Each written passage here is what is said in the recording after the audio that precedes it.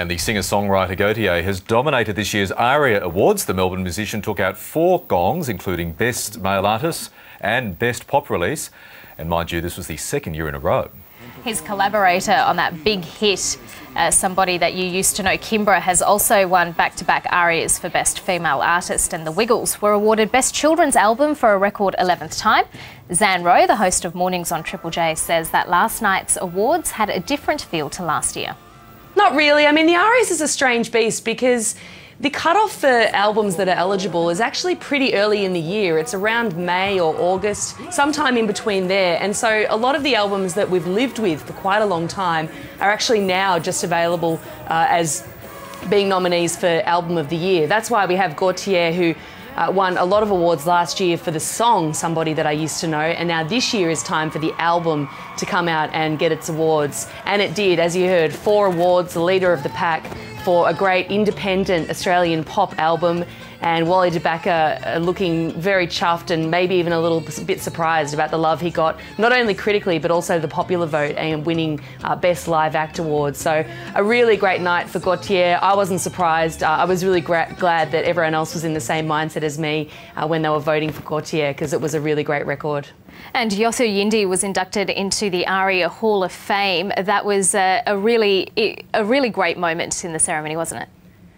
Yeah, well, tip of the cap to your co-pilot, Michael Rowland, who just a few days ago was speaking with Minister Peter Garrett and asked him about an oils reunion, and he said, watch this space. That immediately made me think there's going to be an oils reunion on stage at Yothu Yindi. This would be the perfect moment. It wasn't to be, but Garrett did get up and perform Treaty alongside Andrew Farriss, Paul Kelly, Dan Sultan and Jessica Mauboy with Yothu Yindi, and that for me was the highlight of last night's ARIAs.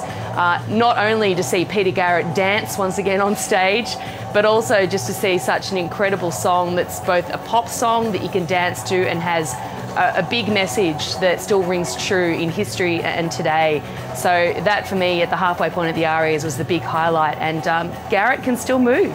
Yeah, he definitely can. We're just seeing pictures of him now, and it's good to see that he's still got it.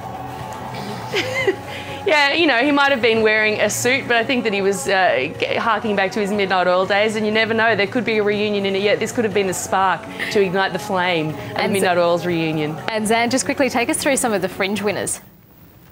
Well, that was a great year for, again, more independent music. The Jezebels won Best Independent Release. They're a Sydney band who have maintained their independence. They don't sign to a major label, and they've been hugely popular critically and commercially as well. And a young, dirgy, scuzzy rock band of 2 boys from Brisbane called the DZ Death Rays beat all of the major label winners by taking out the Best Hard Rock Album. So they weren't able to make it, but I did see pictures later on of their manager holding a cardboard ARIA and looking absolutely shocked somewhere else in Australia. So really great stuff for a couple of smaller bands that we've been championing for many years at Triple J, and last night they got to, well, hit the big time at the ARIAs.